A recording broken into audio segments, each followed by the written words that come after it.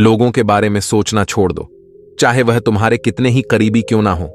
खुद के ऊपर ध्यान दो और खुद के ऊपर काम करना शुरू करो। इस विषय पर आज हम आपको एक कहानी सुनाएंगे। बहुत समय पहले की बात है। एक बहुत ही बुद्धिमान सन्यासी एक जंगल के पास अपनी कुटिया बनाकर रहता था।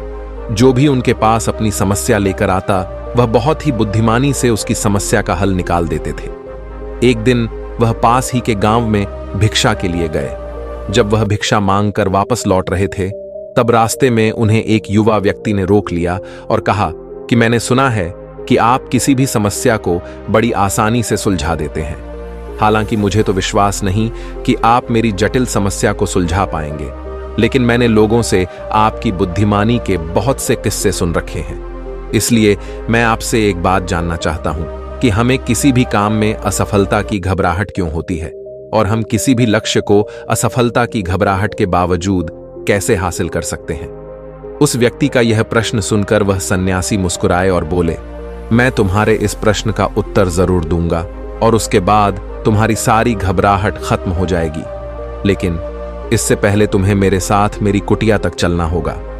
वह युवा लड़का उस सन्यासी की बुद्धिमत्ता को परखना चाहता था, इसलिए वह कुटिया तक जाने के लिए तैयार हो गया। इसके बाद वह बौद्ध सन्यासी उस व्यक्ति को अपनी कुटिया के अंदर लेकर आए, लेकिन तब तक शाम हो चुकी थी और वह दोनों भोजन करके सो गए।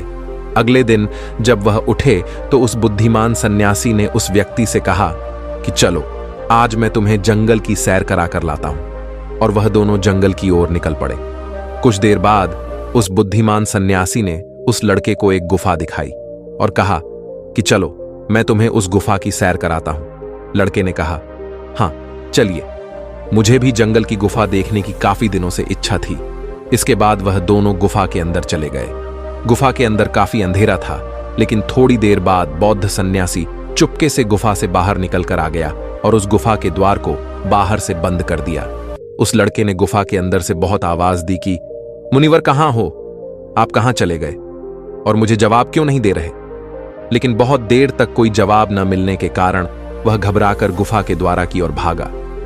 जैसे ही वह गुफा के प्रवेश द्वार पर पहुंचा, वह हैरान रह गया और सोचने लगा कि यह क्या हुआ। गुफा के द्वार को तो किसी ने बाहर से बंद कर दिया। अब मैं बाहर कैसे निकलूंगा? अब वह लड़का अकेला उस गुफा के अंदर परेशान हो गया। वह सोचने लगा कि कहीं उस सन्यासी ने मुझे मारने की योजना तो नहीं बनाई है। अब वह गुफा के अंदर घूमकर बाहर निकलने का रास्ता ढूंढने लगा, लेकिन उसे कोई रास्ता नहीं मिला। अब उसे जोरों की प्यास और भूख लगने लगी, इसलिए वह शांत होकर एक जगह बैठ गया। तभी उस गुफा के अंदर एक सुरंग से सूर्य की रोशनी दिखाई दी और उस सुरंग तक पहुंचना बहुत मुश्किल था, क्योंकि चारों तरफ अंधेरा ही अंधेरा था और वह सुरंग भी काफी ऊंचाई पर थी। लेकिन फिर भी वह तुरंत उठा और अपनी भूख प्यास को भूलकर अपना सारा ध्यान उस गुफा से बाहर निकलने पर लगा दिया। काफी मेहनत और प्रयास करने के बाद वह सूर्य से आने वाली रोशनी की सुरंग के पास पहुंच गया और कुछ दूर तक उस सुरंग पर ही ऊपर चढ़ता गया।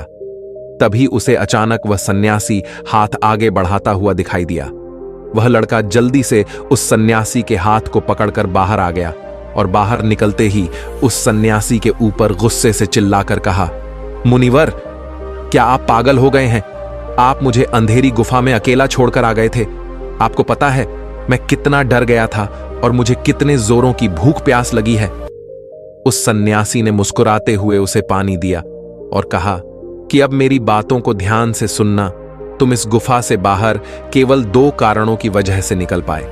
पहला कारण कि तुम्हें जोरों की भूख प्यास लगी थी और दूसरा कारण तुम्हें वहां पर घुटन महसूस हो रही थी, क्योंकि तुम्हें मित्रों और परिवार वालों के साथ रहने की आदत पड़ चुकी है। अब मैं तुम्हें 2 मुख्य कारण बताता हूं जिसकी वजह से तुम इस गुफा से बाहर निकल पाए। पहला कारण, क्योंकि तुम्हारे साथ वहां यह कहने के लिए लोग नहीं थे कि इतनी ऊंचाई पर तुम उस सुरंग तक कैसे पहुंच पाओगे। और दूसरा कारण, वहां पर यह कहने के लिए भी लोग नहीं थे कि चलो कोई दूसरा रास्ता देखते हैं और हम बहुत आसानी से बाहर निकल जाएंगे। कामयाबी प्राप्त करने का नियम भी कुछ ऐसा ही है। यह तो मैं सफलता कैसे प्राप्त की इसकी एक छोटी सी दुनिया बनाकर बताई है, और वास्तविक दुनिया इससे कहीं ज्यादा जटिल होती है। वहां पर हमें सलाह देने के लिए बहुत से फालतू लोग मिल जाते हैं जो खुद तो कुछ कर नहीं पाए लेकिन हमें ज्ञान देंगे कि यह मत करो, यह तो बहुत कठिन है, यह तुमसे नहीं हो पाएगा, इससे अच्छा तो तुम कोई दूसरा काम कर लो जिसमें तुम्हें सफलता मिल जाएगी। और ऐसे ही वह हमारे दिमाग को भटका कर चले जाते हैं और हमें खुद पर ही संदेह होने लगता है। सफलता नहीं मिलने का बड़ा कारण यह भी है कि सफलता प्राप्त करने की प्रक्रिया बहुत लंबी होती है और यहां पर हमारा मन घंटे घंटे में बदल जाता है। तो लक्ष्य प्राप्ति के लिए महीनों और सालों में क्यों नहीं बदलेगा? हमारा मन बदल ही जाता है और हम उस रास्ते को छोड़कर अलग अलग रास्ते अपनाने लगते हैं। गौतम बुद्ध अक्सर अपने शिष्यों से कहा करते थे कि परेशानियां हमें तभी दिखती हैं जब हमारा ध्यान हमारे लक्ष्य पर नहीं होता है, और यह बात बिल्कुल सही है। जैसे कोई तीरंदाजी जब तीर मारने वाला होता है तो वह अपनी एक आंख को बंद कर लेता है और दूसरी आंख से केवल लक्ष्य को देखता है, तब जाकर वह अपने लक्ष्य को भेद पाता है।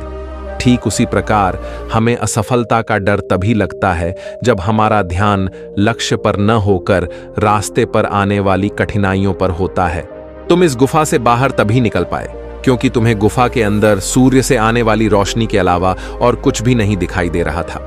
अगर उस गुफा के अंदर प्रकाश होता तो तुम वहां पर बड़े बड़े गड्ढों और कीड़े मकोड़े को देखकर डर जाते और वहीं पर भटकते रह जाते। इसलिए अपना सारा ध्यान केवल अपने लक्ष्य पर केंद्रित रखो और आसपास क्या हो रहा है, लोग क्या बोल रहे हैं, उस पर ध्यान देना बंद कर दो। तुम्हारे मित्र और रिश्तेदार क्या कर रहे हैं, उन्हें सफलता मिली है या नहीं, ये सब देखना बंद कर दो और केवल खुद के काम पर ध्यान दो। फिर देखना, जब तुम्हारा समय आएगा तो लोग खड़े होकर तुम्हारे लिए तालियां बजाएंगे।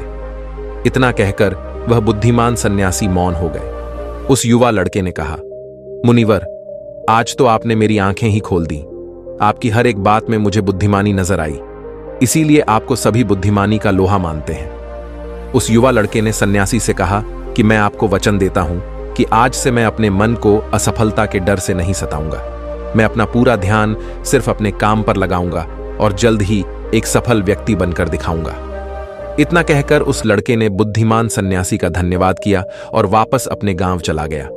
मित्रों, आशा करता हूं कि आज की कहानी आपको पसंद आई होगी। अगर पसंद आई हो तो इस कहानी को उन लोगों तक जरूर शेयर करें जिनका इस कहानी को सुनने की जरूरत है, और ठीक उसके बाद चैनल को सब्सक्राइब करना बिल्कुल ना भूलें। फिर मिलते हैं एक नए मैसेज के साथ, तब तक अपना ख्याल रखिएगा।